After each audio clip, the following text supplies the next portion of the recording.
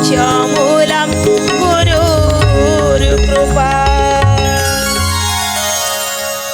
नमस्कार दर्शक बंधु, प्रार्थना लाइफ भिन्न स्वादर शिक्षा भित्तिक जुगोपयोगी नूतन कार्यक्रम प्रज्ञा पुराणर पवित्र अगणा को आपण मानकर दिव्य चेतना को सुस्वागत। दर्शक बंधु, आज शुणिबा समाधान करिवार सबुठारु भल उपाय कौन? आज्ञा किछि कथा नहीं, गोटे समाधान पाई गोटे बाट सी होउछि पैसा फेको तमाशा देखो। कौन पैसा देले समस्या समाधान हो जिवो? आज्ञा आजिका जुग ही सैया, पैसा दियो समाधान सही साଙ୍ଗे साଙ୍ଗे। जमा बुझी पालनी, खाली पैसा पछरे पड़िच। दर्शक बंधु, खाली मोर राकेश सब पैसा पैसा पकेले काले समाधान माने हो जेकोसी समस्या अच्छी समाधान पाई पैसा पकेले समस्या भी ताबा आज्ञा केते केते बड़ काम हो जाछि माने पैसा रे। आ ये कोन ना मु आगे सही कथारी एकमत नुह। प्रज्ञा पुराण आज कौन कहूची समस्या समाधान पाई अन्य भिन्न एक किसी उपाय अच्छी कि राकेश भाई को उपाय को टिके साइड रे रखिदवा। प्रज्ञा पुराण उपायटा कौन टे शुणिया जीवन में टिके अप्लाई कले आमे भी सुख शांति रे रहया। अच्छा जानिया कौन से उपाय? निश्चित ता पूर्व चलतु आमे भी टिके किछि समय पाई ए प्रज्ञा पुराण रे हाजी जीवा। प्रज्ञा उपनिषद कथा प्रज्ञा पुराण रा व्यवस्था। प्रज्ञा उपनिषद कथा प्रज्ञा पुराण रा व्यवस्था। प्रज्ञा उपनिषद कथा प्रज्ञा पुराण रा व्यवस्था। प्रज्ञा उपनिषद कथा प्रज्ञा पुराण रा व्यवस्था। भारतीय संस्कृति परंपरा विश्व दरबारे हुए टिलोड़ा। विश्व दरबारे हुए टिलोड़ा। विश्व दरबारे हुए टिलोड़ा। आस्था संकट उपचार पाई प्रज्ञा पुराण टी शुणिबा भाई। प्रज्ञा पुराण टी शुणिबा भाई। प्रज्ञा पुराण टी शुणिबा भाई। हे मानव होई देवता। प्रज्ञा उपनिषद कथा प्रज्ञा पुराण रा व्यवस्था। प्रज्ञा उपनिषद कथा प्रज्ञा पुराण रा व्यवस्था। प्रज्ञा उपनिषद कथा प्रज्ञा पुराण रा व्यवस्था। दर्शक बंधु, ये प्रज्ञा पुराण रे आज समस्या गोटे है। ये समस्या को समाधान करिया पाए, कारण आमे संसार भीतर अच्छी माने प्रति मुहूर्त रे समस्या आस। प्रति मुहूर्त रे आपण चलिला लोक ही आज्ञा झुंटे, बसीथिबा लोक थोड़े ना झुंटिब। कथा कहिबा लोकर ही भूल हम, चुप रहिबा लोक भूल हम। तेणु जिते आम समाज भितर अच्छा संसार भितर अच्छा समस्या निश्चित आसव, किंतु गोटे समस्या समाधान करिवार किछि गोटे अन्य उपाय अच्छी कि कौ उपाय रे आज समाधान करियो? आम पाखे अनेक समस्या अच्छी। से समस्या को राकेश भाई कहला कौटी पैसा पकई समस्यार समाधान, कौटी बड़ बड़ लोकों पाखक जाई समस्यार समाधान, किंतु आज गोटे भिन्न समाधान गोटे रखुचंदी। कहले जदि परस्पर भितर विवाद उपजुची, कौनसी समस्या उपजुची, कौनसी परस्पर भितर मनमालिन्य घटुची, ताकू केमिति समाधान करियो? तार गोटे किछि अन्य उपाय अछि कि? मनीष मन तो अनेक प्रश्न। प्रज्ञा पुराण केवल ये मनीष भीतर प्रत्येक असुमारी प्रश्न को सहज रूप से समाधान करने पाई ये प्रज्ञा पुराण गोटे उदाहरण, सुंदर उदाहरण टी कहले कहले अन्य गोटे उपाय अच्छी। कौन से उपायटा? कौन जो समस्या आसची समस्या को देखिकी चुप रहा ना टाली दबा ना माड़ मारिबा ना पैसा दबा, समस्या को केमिति समाधान करने गोटे सुंदर कथाटी आज उदाहरण माध्यम आमको कहूँ। कहले जन सरपंच आज्ञा थिले, सरपंच जने आज्ञा ତାଙ୍କର 4 ପୁଅ 4 ବୋହୂ ଘରଣୀ ସରପଞ୍ଚ ଆଜ୍ଞା ମିଶିକିରି ହେଇଗଲେ 10 ଜଣ। ବାପରେ ଇଏ 10 ଜଣଙ୍କର ଯୋଉ ପରିବାର ଦର୍ଶକ ବନ୍ଧୁ 10 ଜଣ ପରିବାର ହେଲେ ନିଶ୍ଚିତ ଆଜ୍ଞା କୋଉଠି ନା କୋଉଠି ଟିକେ ଖଟର ପଟର ହବ, କାରଣ ଯେହେତୁ ବଡ଼ ପରିବାର ହବ। କିନ୍ତୁ ଯୋଉ ବଡ଼ ପରିବାର ଧୀରେ ଧୀରେ 4 ପୁଅ ଥିଲେ 4 ବୋହୂ ଆସିଗଲେ। କିନ୍ତୁ ଏ ସରପଞ୍ଚ ଆଜ୍ଞା କ'ଣ କରନ୍ତି ନା ବାହାରେ ଯେତେ ସବୁ କୋଉଠି ସମସ୍ୟା ଘଟେ ସମାଧାନ ପାଇଁ ଲୋକମାନେ ସରପଞ୍ଚ ଆଜ୍ଞାଙ୍କ ପାଖକୁ ଆସନ୍ତି। ପୁରା ବଢ଼ିଆକିରି ସେ ସମସ୍ୟାର ସମାଧାନ କରିଦିଅନ୍ତି। ଗୋଟେ ଗାଁରେ ବହୁତ ପରସ୍ପର ଭିତରେ ବିରୋଧୀ କାର୍ଯ୍ୟକ୍ରମ ଚାଲିଲା। ଏତିକି ଝଗଡ଼ାକୁ ଦେଖି ଗାଁ ଲୋକମାନେ କହିଲେ ଆମେ ସରପଞ୍ଚ ଆଜ୍ଞାଙ୍କ ପାଖକୁ ଯିବା, କାରଣ ଆମେ ସରପଞ୍ଚକୁ ହିଁ ପଚାରିବା, ସିଏ କହିବେ କେମିତି ସମସ୍ୟାର ସମାଧାନ କଲେ ଗାଁରେ ଆମେ ମିଳିମିଶି ରହିପାରିବା। ଏ ଗ୍ରାମର ସମସ୍ୟାକୁ ସମାଧାନ ପାଇଁ ଗ୍ରାମବାସୀ ଚାଲିଲେ ଯେ ସରପଞ୍ଚ ଧାଇଁ। ଶ୍ରୀରାମ ଜୟ ରାମ ଜୟ ଜୟ ରାମ ଶ୍ରୀରାମ ଜୟ ରାମ ଜୟ ଜୟ ରାମ। ଅନେକ ସମସ୍ୟାକୁ ସହଜ ରୂପରେ ସମାଧାନ କରି ନ୍ୟାୟ ଦେଇଥାନ୍ତି ବାରେ। ଶ୍ରୀରାମ ଜୟ ରାମ ଜୟ ଜୟ ରାମ ଶ୍ରୀରାମ ଜୟ ରାମ ଜୟ ଜୟ ରାମ। ମାନେ ସହଜ ରୂପରେ ସରପଞ୍ଚ ସମାଧାନ କରିଦିଅନ୍ତି ବୋଲି ଗ୍ରାମବାସୀ ମାନଙ୍କର ସମସ୍ତଙ୍କର ମାନେ ସେଇ ଭାବନା। ଗାଁରୁ ବଛା ବଛା ହେଇ ଅନେକ ଲୋକ ସାଙ୍ଗ ହେଇକରି ଚାଲେ ଆମେ ଯିବା ସରପଞ୍ଚ ଆଜ୍ଞାଙ୍କ ପାଖକୁ। ଆସିଲା ବେଳକୁ ସରପଞ୍ଚ ଆଜ୍ଞାଙ୍କ ଘର ଦେଖିନାହାନ୍ତି। ଆମେ ଯେମିତି ଯେଉଁ ଜାଗାକୁ ଗଲେ ରାସ୍ତା ଦେଖିନଥିଲେ ବାଟରେ ପଚାରି ଯାଆନ୍ତି। ପଚାରିକି ଆସିବା ସମୟରେ ଗୋଟେ ବିଲରେ 4 ଜଣ ହଳ କରୁଥିଲେ। ଇଏ 4 ଜଣକୁ ପଚାରିବା ବୋଲି ଭାବିଲେ, କହିଲେ ଏଇ ଗାଁ ତ ସରପଞ୍ଚଙ୍କ ଗାଁ। କହିଲେ ଆଜ୍ଞା ଏ ଗାଁରେ ଯେଉଁ ସରପଞ୍ଚ ଆଜ୍ଞା ଯିଏ ସବୁ ସମସ୍ୟାର ସମାଧାନ କରନ୍ତି ସେଇ ସରପଞ୍ଚ ଆଜ୍ଞାଙ୍କ ଘରଟା କେଉଁଠି କହିଦେଇ ପାରିବ କି? 4 ଜଣ ଯାକ ଏକା ସାଙ୍ଗରେ କହିଲେ ଆରେ କାହା ପାଖକୁ ଯାଉଛ? ସରପଞ୍ଚ ଆଜ୍ଞା। ନା ତାଙ୍କୁ କିଛି ଶୁଭେ ନା ତାଙ୍କୁ କିଛି ଦେଖାଯାଏ। ଆରେ ସିଏ କିଛି ବୁଝନ୍ତିନି, ତାଙ୍କୁ କିଛି ଶୁଭା ଯାଏନି। ଏ ଭଳିଆ ଲୋକ ପାଖକୁ ତମେ ଯିବ? ଦର୍ଶକ ବନ୍ଧୁ ଯେତେବେଳେ ସରପଞ୍ଚଙ୍କର ଆପଣ ମନେକର ଜଣଙ୍କ ପାଖକୁ ଯାଉଛନ୍ତି, ଆପଣଙ୍କ ମାଇଣ୍ଡ ଭିତରେ ଅଛି ଏ ଲୋକ ମୋର ସମସ୍ୟାର ସମାଧାନ କରିବ ବା ମୁଁ ତା ପାଖରୁ କିଛି ଟିପ୍ସ ପାଇବି ଭାବିକି ଯାଉଥିବେ। ତା ଏଗନେଷ୍ଟରେ ଆପଣଙ୍କୁ ଜଣେ ବାଟରେ କହିଦେବ, କଥାଟା କେମିତି ଲାଗିବ? ହଠାତ୍ ବିଶ୍ୱାସ ହେବନି। କାରଣ ମୁଁ ଶୁଣିଛି ଗୋଟେ ଏତେ ବଢ଼ିଆ ଲୋକ। ହଠାତ୍ ଯେଉଁ ଗ୍ରାମବାସୀ ମାନେ ଯାଇଥିଲେ ସିଏ ଭାବିଲେ ଆରେ ଏମିତି ତ ହେବା କଥା ନୁହଁ।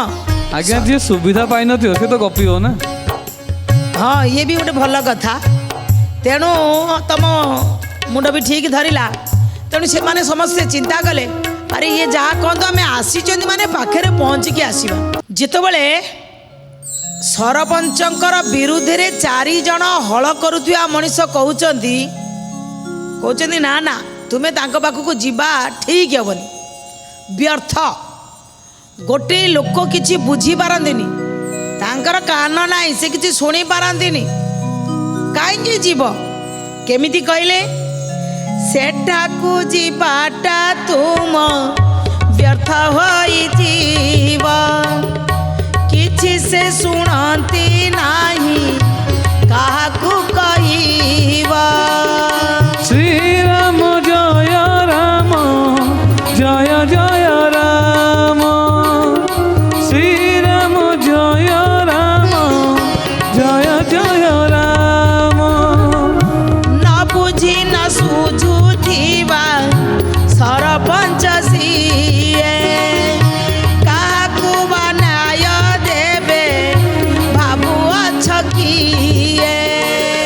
ଶ୍ରୀରାମ ଜୟ ରାମ ଜୟ ଜୟ ରାମ ଶ୍ରୀରାମ ଜୟ ରାମ ଜୟ ଜୟ ରାମ। କହିଲେ ବୁଝିପାରନ୍ତି ନାହିଁ, କିଛି ଶୁଣି ବି ପାରନ୍ତି ନାହିଁ। ଯାଉନି ଲୋକମାନେ କହିଲେ ଅଦ୍ଭୁତ କଥା। ଆଗେ ଆଶ୍ଚର୍ଯ୍ୟ ଲାଗିଲା, ଟିକେ ବସିଲେ। ପୁଣି କହିଲେ ନା ନା ଆସିଛନ୍ତି, ଭୁଲ ହଉ ଠିକ୍ ହଉ ସରପଞ୍ଚ ବଞ୍ଚିଛନ୍ତି ତ?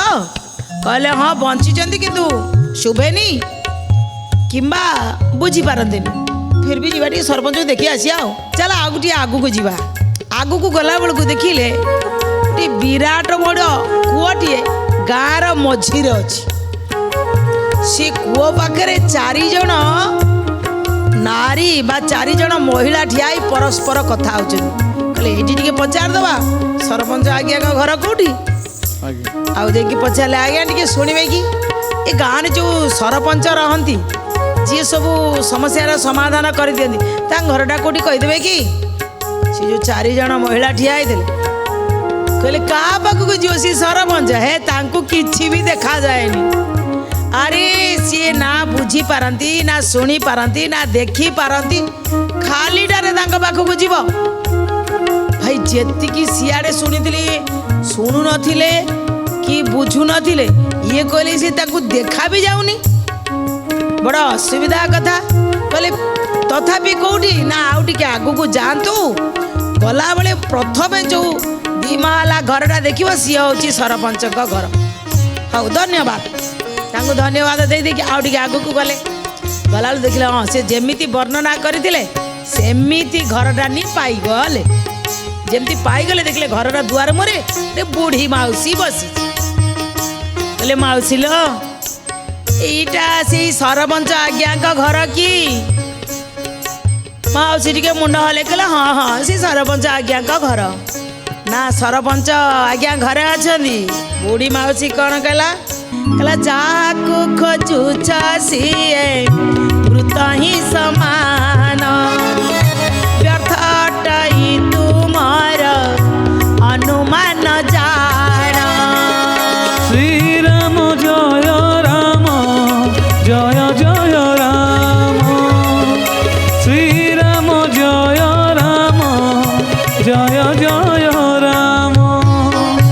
କେବେଠାରୁ ଏ ସଂସାରୁ ମରି ସେ ଗଲେଣି, ଚାହିଁଦେଲେ ସରପଞ୍ଚ ବସିଛନ୍ତି ପୁଣି।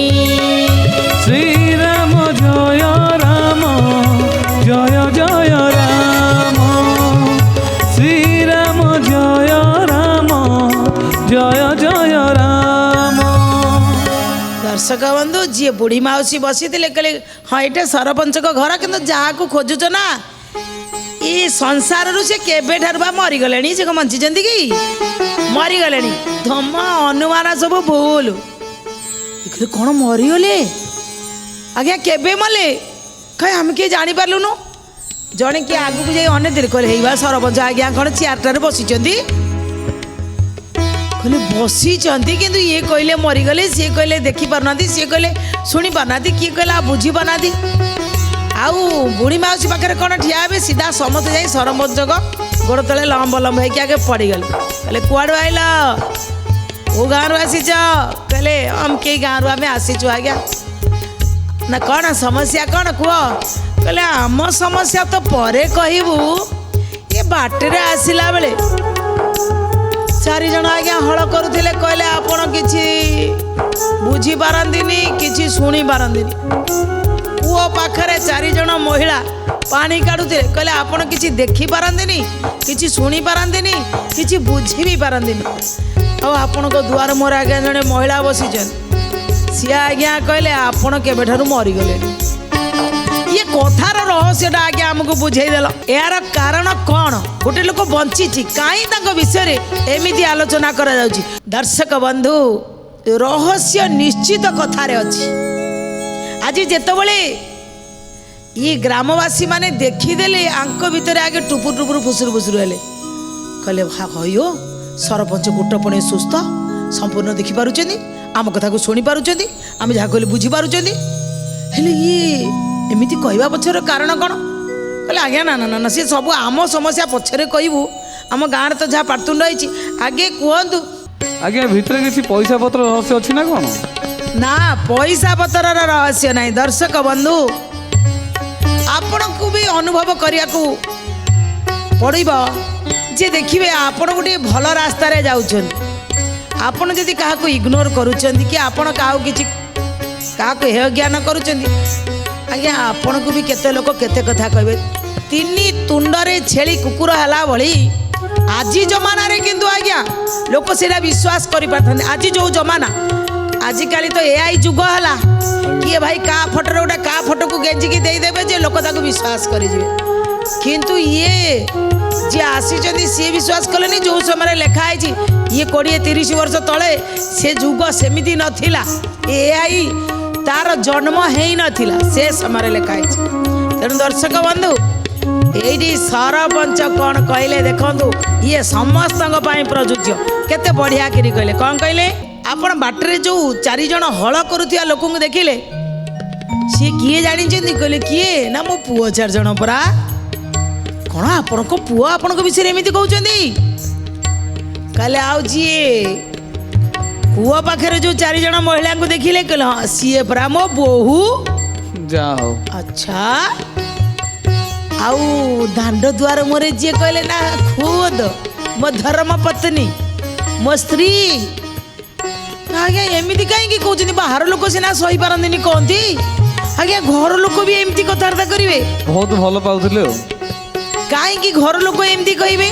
ଯେତେବେଳେ କହୁଛନ୍ତି ଏଇଠି ସରପଞ୍ଚ କହିଲେ, କା କଥାକୁ ମୁଁ ଶୁଣି ଘର ଭାଙ୍ଗି ନାହିଁ, ପରିବାର ବିଶୃଙ୍ଖଳା ଦେଖା ତ ଦିଆଇ। ଶ୍ରୀରାମ ଜୟ ରାମ ଜୟ ଜୟ ରାମ, ଶ୍ରୀରାମ ଜୟ ରାମ ଜୟ ଜୟ ରାମ। ସବୁ ଶୁଣି ସବୁ ଦେଖି ଟାଳି ଦେଇଥାଏ, ସମାଧାନ କରିବାର ଅନ୍ୟ ପନ୍ଥା ଏହି। ଶ୍ରୀରାମ ଜୟ ରାମ ଜୟ ଜୟ ରାମ, ଶ୍ରୀରାମ ଜୟ ରାମ ଜୟ ଜୟ ରାମ। କହିଲେ ମୋ ପୁଅ ମାନେ ଦୈନିକ ଖାଲି ଆସନ୍ତି, କହନ୍ତି ବାବା ଭାଗ କରିଦିଅ, ମୋର କୋଉଟା ଭାଗ ତାର କୋଉଟା ଭାଗ, ଭାଗ ବାଣ୍ଟି ଦିଅ, ଯାହା ଅଛି ସୁନା ରୂପା ବାଣ୍ଟି ଦିଅ, ଯାହା ଟଙ୍କା ପଇସା ଆମ ଭିତରେ ଭାଗ କରିଦିଅ। ମୁଁ କିଛି ଶୁଣେନି, ଖାଲି ତାଙ୍କୁ ଟିକେ ଦେଖିଦିଏ, କିଛି ଶୁଣେନି। ଆରେ ଭାଗ ବାଣ୍ଟି ଦେଇ ମୋ ପିଲାମାନେ ସବୁ ଭାଗ୍ୟ ଅଲଗା ଅଲଗା ହେଇଯିବେ ନା, ମୁଁ କିଛି ଶୁଣେନି, ଟାଳି ଦିଏ, କହୁଥା ସେମିତି ସବୁ ଘର ମୋର ମିଳିମିଶି ଚଳ, କିଛି କହେନି। ବୋଉମାନେ ଆସିକିରି କହିବେ ଏତିକି ବର୍ଷ ହେଲା ବାହା ହେଇକି ଆଇଲୁ, ସିଏ କାହିଁ ଏମିତି ଚଳିବ, ମୁଁ କାହିଁ ସେମିତି ଚଳିବି, ସୁନା ରୂପା କିଛି କରିଦିଅ, ଘରେ ଯେଉଁଗୁଡ଼ା ଅଛି ବାଣ୍ଟି ଦିଅ। ଖାଲି ପାଟିତୁଣ୍ଡ ତାଙ୍କ ଭିତରେ କରନ୍ତି, ମୁଁ କିଛି ଦେଖେ, କିଛି କହେନି। ଆଉ ଯିଏ କହିଲାନି ମୁଁ ମରିଯାଇଛି ବୋଲି, ସିଏ ହେଉଛି ମୋ ଘରଣୀ, ମୋ ଧର୍ମପତ୍ନୀ। ଆଜ୍ଞା ଦୈନିକ ଆସିବ, ଖାଲି ମୋ ପାଖରେ ବସିଲା ମାନେ ଏ ପୁଅ ଏଇଆ କଲା, ସେ ପୁଅ ସେଇଆ କଲା, ସେ ବୋହୂ ସେଇଆ କଲା। ଖାଲି ପୁଅ ମୋତେ କହିବ ତୁମେ ବି ଯାଇକିରି ପୁଅ ବୋହୂଙ୍କ ସହିତ ଝଗଡ଼ା କର। ଆଜ୍ଞା ମୁଁ ଜନ୍ମ କରିଛି, ମୋରି ତ ପିଲା, ପୁଅ ବି ମୋର, ବୋହୂ ବି ମୋର, କାହାକୁ କ'ଣ ଅନ୍ତର ବାନ୍ତର କରିବାଟା ଠିକ୍ ହେବ? କେମିତି ଅନ୍ତର ବାନ୍ତର କରିଥାନ୍ତି? ସେଥିପାଇଁ ମୁଁ ଚୁପ୍ ରହିଲି। ଆଉ ତାକୁ ସାଥ ଦେଇପାରେନି ବୋଲି ସେ ସବୁବେଳେ କହେ ମୁଁ ମରିଯାଇଛି, କହିବ ତୁମେ ବଞ୍ଚିଥିବା ଯା, ମରିଯିବା ଆସିଆ, ତୁମେ ଥାଇକି ଯାହା ନଥିବା ଆସିଆ। ପିଲାମାନେ କହିବେ କ'ଣ ତମେ ବହିରା ହେଇଗଲେଣି, ତମକୁ କିଛି ଶୁଭୁନି, କିଛି ବୁଝିପାରୁନ କ'ଣ ଘଟଣା ଘଟୁଛି? ବୋହୂମାନେ କହିବେ ଆରେ ଏ ବୁଢ଼ାଟାକୁ କିଛି ଦେଖା ବି ଯାଉନି ନା କ'ଣ, ପୁଅ ବୋହୂ ପଛେ ଇଆଡ଼େ ବାଡ଼େଇ ବାଡ଼େଇ ମରନ୍ତୁ। କହିଲେ ମୁଁ ଆଜି ପର୍ଯ୍ୟନ୍ତ ସବୁ ଶୁଣେ, ଚୁପ୍ ରହିଯାଏ। ମୁଁ ଟାଳି ଦେଇଛି ବୋଲି ଅଦ୍ୟାବଧି ମୁଁ ବୁଢ଼ା ହେଇଗଲେଣି, ମୋ ପୁଅମାନେ ଏକାଠି ଅଛନ୍ତି। ଯଦି ମୁଁ କେଉଁ ଦିନଠାରୁ ମୁଣ୍ଡ ପୁରେଇଥାନ୍ତି, ମୋ ଘରେ 4ଟା ଚୁଲି ହେଇସାରିଥାନ୍ତା। ଏ 4 ଜଣ ପରସ୍ପରକୁ ଦେଖେଇ ଶିଖେଇ କହିଥାନ୍ତେ। କେଉଁ ଦିନଠାରୁ ମା ତାଙ୍କ ପାଖରେ ବାପାଙ୍କ ପାଖରେ ଅଲଗା ହେଇସାରିଥାନ୍ତେ। ଜାଣିଛନ୍ତି ସମସ୍ୟାକୁ ସମାଧାନ କରିବାର ଗୋଟିଏ ମୁଖ୍ୟ ଉପାୟ ହେଉଛି ଟାଳି ଦେବା, चुप रहिबा शुणिकी न शुणिला भली देखिकी न देखिला भली सबू एमिति करुथिब बुझिकी न बुझिला भलिया चलुथिब देखिब ये गाड़ी बढ़िया कि आगु को चलो कहले बढ़िया कि ये संसार भितरे रही प्रत्येक मनीष जी घरर मुखिया जहाँ उपरे घर न्यस्त करिछि सी केबे अंतर पांतर करबनी बड़ पुओ को अलगा सान पुओ को अलगा बड़ बोहू को अलगा सान बोहू को अलगा एमिति देखिबा अनुचित सबू देखिब सबू शुणिब सबू बुझिब किछि देखिनी किछि शुणिनी किछि बुझिनी सबको टाली टाली करी चुप रही से घर ही भलरे चलिब आ से घरे पांचटा कि चारिटा चुली हेनी परस्पर भाई भाई भितर भल संपर्क रोहू बोहू भितर भल संपर्क रहा कहीं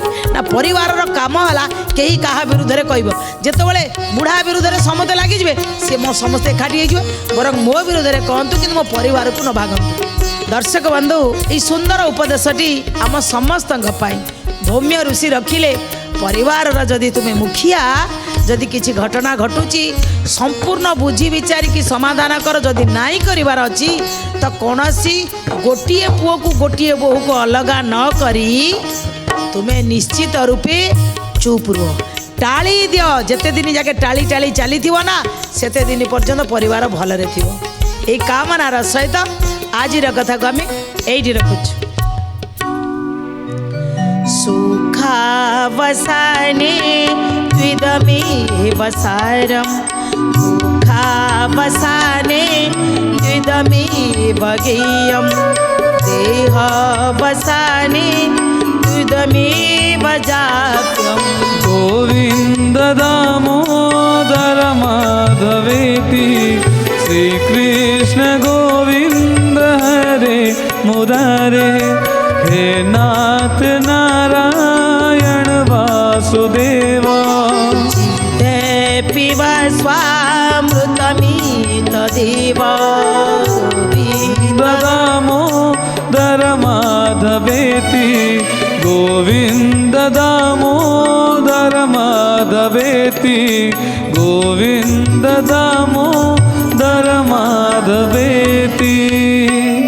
विदाय नवा पूर्वर से अमूल्य कथाटी आज शुणा जदि आपणकर चाष क्षेत्र अच्छी जोटी चाष जमी अच्छी जोटा कृषि जमी अच्छी से कृषि क्षेत्रर जो जमीटा नईचंती से समतल हवा दरकार उत्तर पट किंबा पूर्व पट ढालू होइतिले भल उत्तर पूर्व पट ढालू होइथिबो आ जदि दक्षिण पश्चिम पट टिके उच्चा होइथिबो ताले से जमी आपणक पई शुभप्रद हबो किंतु जोटी तार अपोजिट आसीबो आपण पूर्व उत्तर जदि उच्चा होइथिबो आ दक्षिण पटटा किंबा पश्चिम पट टिके ढालू होइथिबो सी जमीर आपण जेते फसल करंतु आपणकर उन्नति होई परिबो नाही सेति पई सब बेले देखिबा समतल जमी होइथिबो ढालू सब बेले उत्तर पूर्व को होइथिबो ताले सबुठारु बढ़िया शुभप्रद से जमी ये कामनार सहित आज कथा ये रखुच्छे। नमस्कार। श्रीमद् प्रज्ञा पुराणाय नमो नमः।